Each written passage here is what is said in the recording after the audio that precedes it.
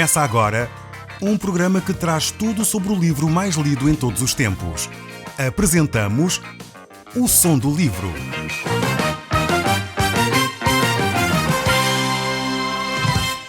Seja muito bem-vindo. Neste podcast vai encontrar o livro mais conhecido e lido em todo o mundo. Vamos levá-lo numa viagem pela história da humanidade. Este é um audiolivro para si, para a sua família e sociedade em geral. Contextualização e comentários de Paulo Chaveiro. Caro amigo, no último programa nós estivemos a ver de uma forma breve o capítulo 23, onde vimos sem dúvida alguma que Saul continuava a procurar tirar a vida a Davi. Mas também vimos que houve vários homens que traíram Davi. Mas ao mesmo tempo, olhando para o caráter deste homem, podemos entender que Davi não dava passos sem consultar a Deus. E vimos como ele conduzia a sua vida dessa forma, consultando constantemente ao Senhor sobre aquilo que deveria fazer e aquilo que não deveria fazer. Vimos também como Jonatas reafirma a amizade e a relação que tem por Davi. Vemos que ele, sabendo que Deus tinha ungido a Davi, ele estava disposto a ficar ao seu lado, dizendo de alguma forma bem prática que ele se submetia à autoridade de Davi.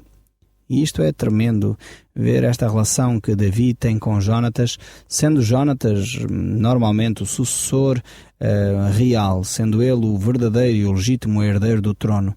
Mas ele não se inflamou com isso, não se preocupou com isso. Ele reconhecia que Davi era o homem que Deus havia escolhido. E por isso ele era um homem temente a Deus também, Jonatas. Ele queria manter a vontade de Deus na sua própria vida. E então chegamos agora ao capítulo 24 do primeiro livro de Samuel. E é aqui que nós vamos nos deter ao longo deste programa. É mais uma vez a história de Davi e ela continua com a sua sequência. O homem que tem um coração segundo a vontade de Deus. E esse homem é Davi. E ele continua a fugir de Saul. Saul procura o confronto com Davi. No entanto, Davi reconhece que Saul foi ungido rei de Israel, foi ungido por Deus e sempre foge ao confronto com Saul. Isto poderia ser, interpretado por alguns como uma atitude covarde, mas não é na realidade. Davi era um homem temente a Deus. E se havia sido Deus a ungir Saul, não lhe competia a ele retirar Saul pela força do trono. No tempo de Deus, o próprio Deus, tiraria Saul desse lugar. E então Davi estava disposto a esperar o seu tempo. Ele tinha sido também já ungido por Deus para ser rei de Israel. E ele está pronto a esperar o tempo que for necessário para assumir essa função. E de alguma forma, ele aproveita este tempo para aprender, para ser treinado, para ter um caráter de um grande rei, como ele veio a ser. Então ele não desprezou as oportunidades que Deus lhe trouxe à vida para ele poder aproveitar e treinar a sua própria, no fundo, o seu próprio trono, treinar o seu caráter para assumir essa responsabilidade. Infelizmente, às vezes as pessoas, quando recebem orientações de Deus, recebem talvez algum chamado especial de Deus para desempenhar uma função, nem sempre aceitam depois a escola de preparação. Infelizmente, às vezes as pessoas querem chegar rápido demais a assumir as suas funções. Davi, entre o período em que foi ungido rei e o período que passou depois a ser nomeado rei, mediaram vários anos entre uma coisa e outra. No entanto, ele não desperdiçou esse período de tempo. Ele não disse, é inútil este período de tempo. Não, ele aguardou com paciência, ele esperou com diligência que esse momento chegasse e foi deixando Deus moldar o seu caráter. Ele começou a ser moldado, digamos assim, logo em criança, quando ele estava como pastor de ovelhas, quando ele teve que confiar em Deus para enfrentar aquele leão e aquele urso. Deus então chama-o para governar a nação de Israel, para governar o povo de Deus, e nós vemos como Davi se deixou moldar em cada circunstância, em cada situação, para poder se tornar num verdadeiro rei da nação de Israel. E então estamos aqui neste capítulo 24 a ver a ação de Deus ainda na vida deste homem. E diz assim: voltando Saul de combater os filisteus, disseram-lhe que Davi tinha ido para os lugares desertos de En-Gedi.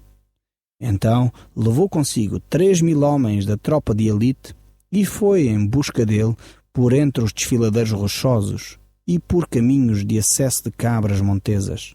Chegando a um sítio onde costumava descansar rebanhos de ovelhas, Saul retirou-se para uma gruta para fazer as suas necessidades. Ora, aconteceu que nessa gruta estavam justamente escondidos Davi e os seus companheiros. «É agora a tua vez», murmuraram os seus homens. «Este é o dia que o Senhor falava quando dizia: dar-te-ei o teu inimigo nas tuas mãos e far-lhe-ás como melhor entenderes». Davi rastejou com muito cuidado até Saul e cortou-lhe, sem ele sentir, um pedaço da capa que trazia. Contudo, logo a seguir, a sua consciência ficou a acusá-lo. «Não devia ter feito isto», disse para a sua gente. «É um grave pecado atacar de alguma maneira o rei que foi escolhido por Deus». E foi com estas palavras que persuadiu os seus companheiros a não matar Saul. Nós vemos aqui Davi escondido dentro de uma gruta. Ele deveria ter à sua volta talvez uns 200 homens, ou talvez ainda uns 400, como vimos num outro programa. Saul tinha um grande número de soldados, 3.000 soldados de elite. Nós podemos ver que Saul realmente era um homem obcecado. Era um homem que, em vez de combater os seus verdadeiros inimigos, que eram os filisteus, estava a gastar as suas tropas de elite, o seu tempo, gastar o seu dinheiro, o dinheiro do Estado, para tratar de assuntos e medos pessoais.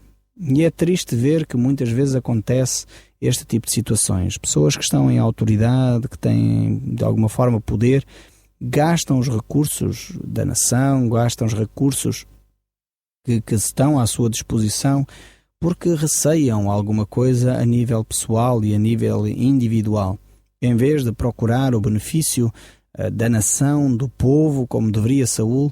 Ele estava preocupado em perseguir a Davi, que na realidade não era uma ameaça para ele. Davi prova isso exatamente neste momento. Ele está naquela gruta, os seus homens estão dispostos a matar Saul naquele momento. Ele estava numa situação vulnerável, estava ali sozinho, os seus soldados tinham ficado fora daquela gruta, mas mesmo assim Davi não levanta a mão, não ousa levantar a mão contra Saul. Ele vai e corta a capa, mas logo se sente mal por ter feito isso. É muito interessante ver que Davi tem um sentido de autoridade muito bem definido na sua mente. Ele sabia que Saul lhe queria tirar a vida. No entanto, ele sabia também que Saul tinha sido ungido pelo próprio Deus. E por essa razão, Davi não queria fazer nada que fosse contrário à vontade de Deus. Davi era este homem extremamente íntegro, um homem que realmente é capaz de se manter no seu lugar. Ele não quer antecipar a história, ele não quer fazer a história pelas suas próprias mãos, ele quer deixar Deus conduzir as coisas. Então os homens de Davi ali tentam instigá-lo para que ele tomasse, de assalto o poder. Estava uma oportunidade única para ele poder dar cabo da vida do seu inimigo.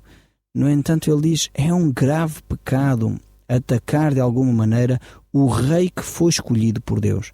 Vejam este sentido que Davi tem, este sentido de que ele dá à honra, que ele dá de alguma forma a Saul. Ele tem este sentido bem completo de que é Deus que conduz todas as coisas e ele não teria a ousadia de atentar contra a vida deste escolhido de Deus.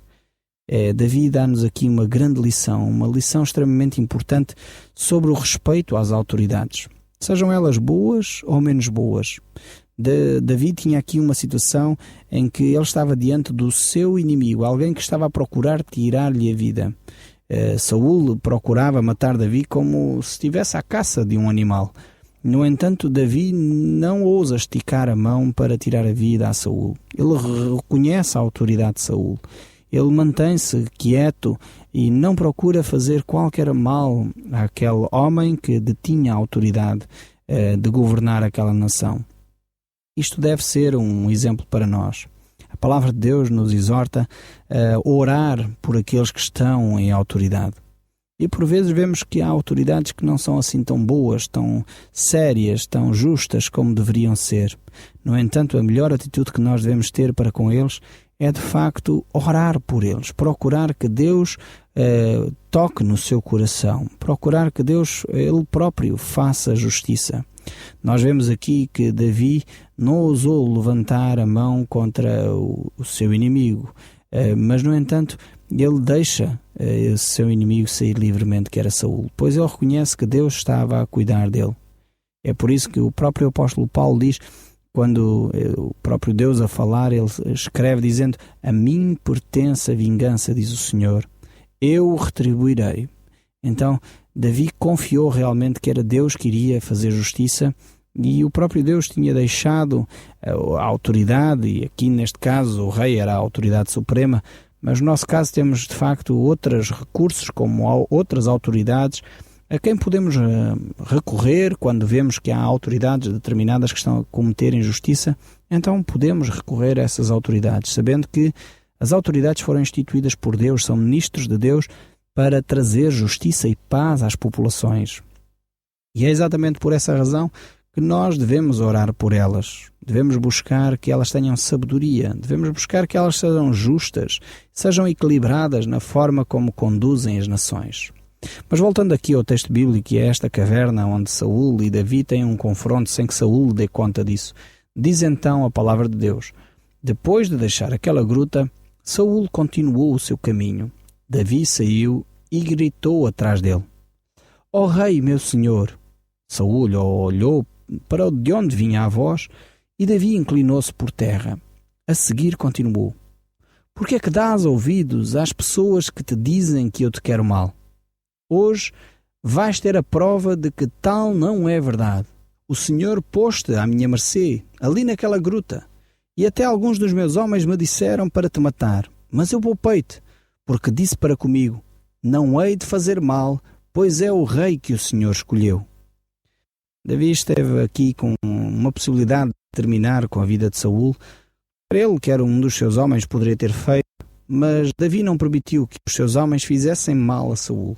E ele vai mostrar exatamente a Saul que ele teve essa oportunidade. E diz assim no verso 11 deste capítulo 24 de 1 Samuel: olha que eu tenho aqui na mão, é um pedaço da tua capa. Cortei-o sem ter-te feito mal algum.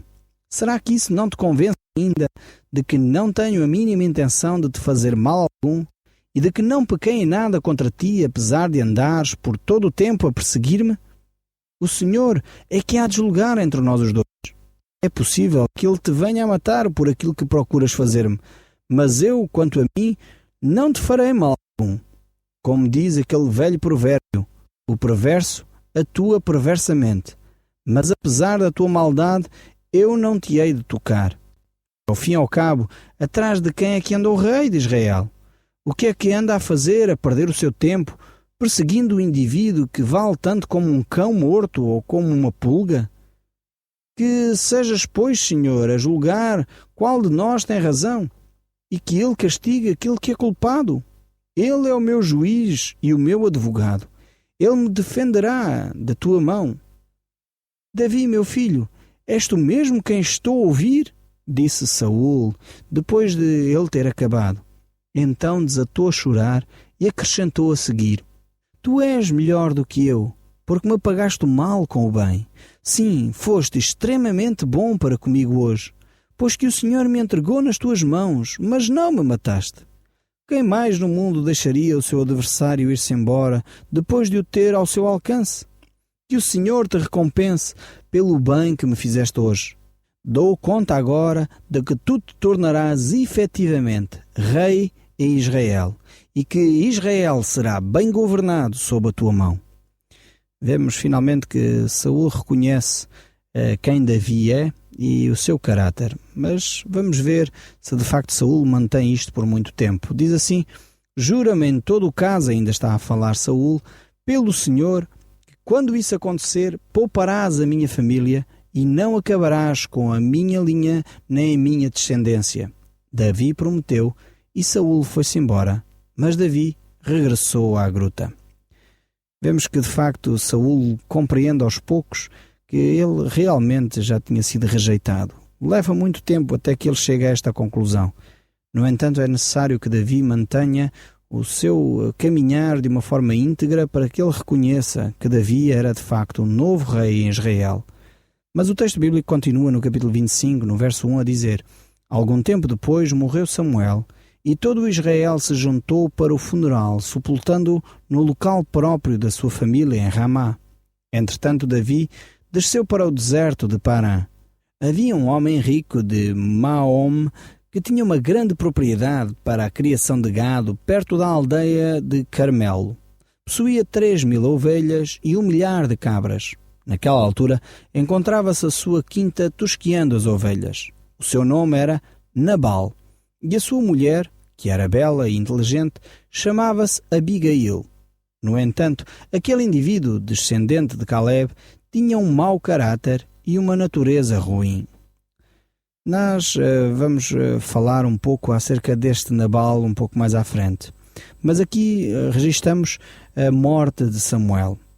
Samuel é de facto esta grande figura que esteve entre o período dos juízes e o período dos reis.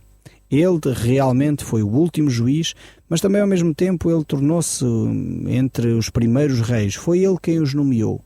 E toda a nação realmente amava a Samuel. Ele era um homem que trouxe à nação de Israel um novo momento. Quando Samuel surge, o povo de Israel estava completamente afastado de Deus. A palavra do Senhor era escassa, dizia o texto, nestes primeiros capítulos do livro de Samuel. E ele realmente congregava em torno de si toda a nação.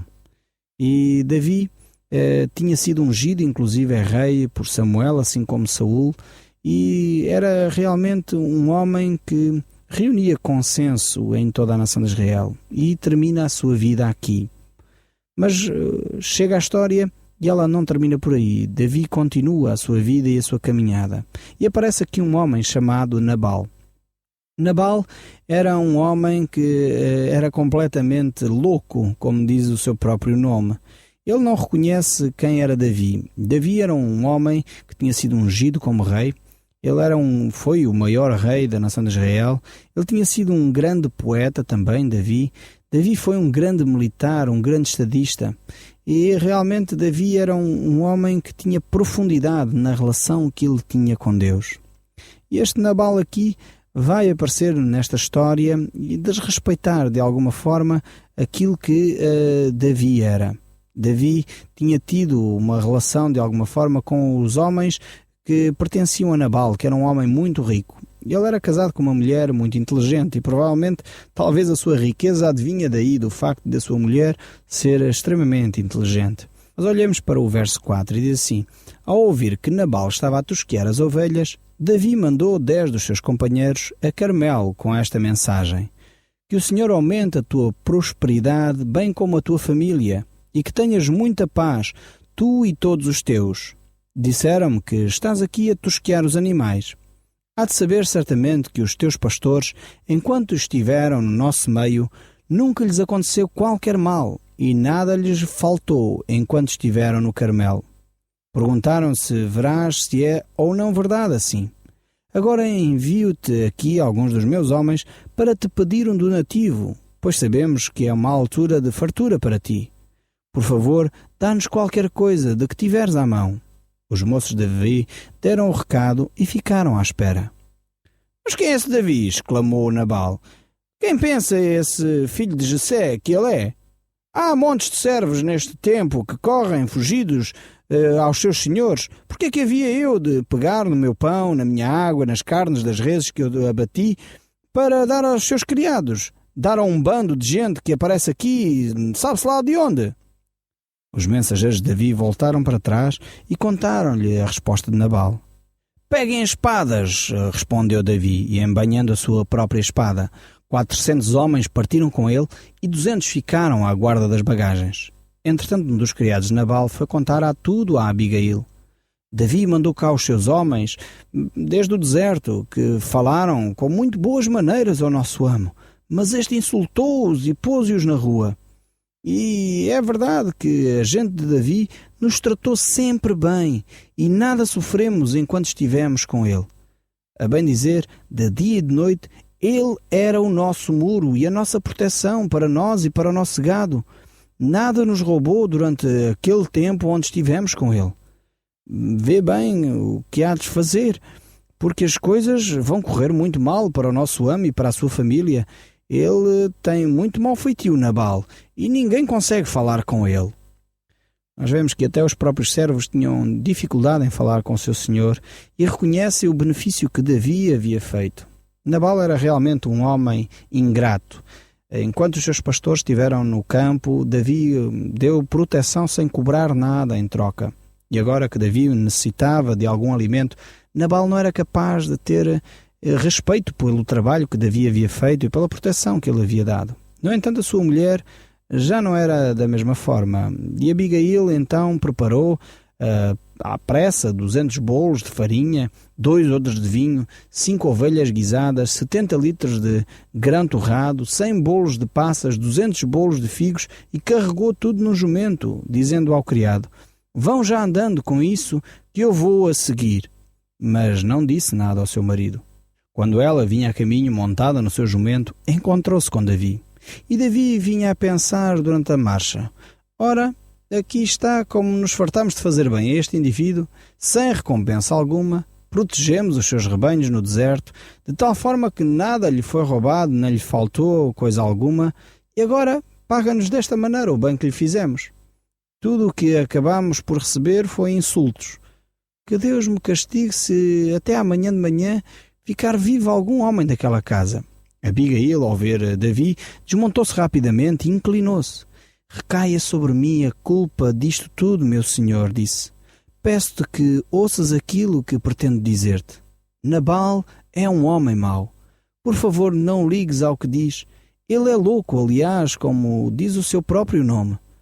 Mas a questão é que eu não soube da vinda dos teus mensageiros."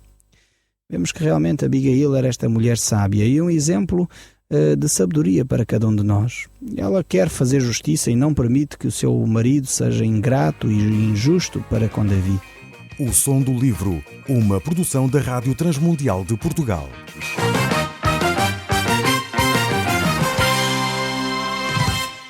RTM. Conhece todos os nossos programas em rtmportugal.org. Uma produção da Rádio Transmundial de Portugal.